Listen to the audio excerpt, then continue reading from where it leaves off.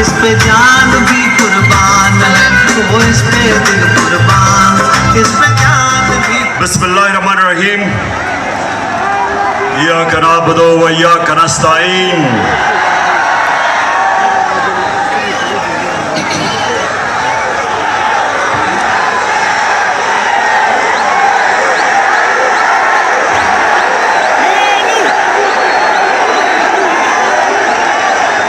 Diesel diesel या मेलू? मेलू क्या है?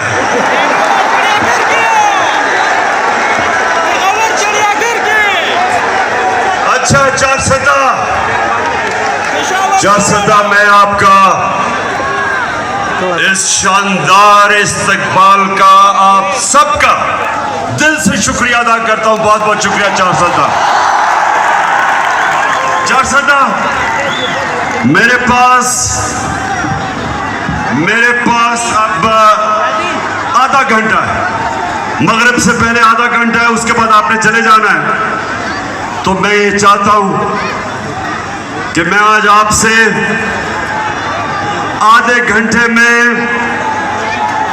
अपनी मुल्क का सूरत हाल रखूं और आप सबको तैयार करूं कि मेरी कौम ने जब मैं आपको कॉल दूंगा, चारसदा आपने मेरे साथ हकीकी आजादी के लिए निकलना है।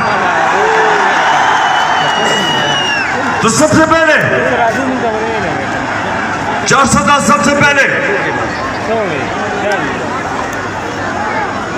मेरा ये ईमान है, मेरी सियासत नहीं, मेरा ईमान है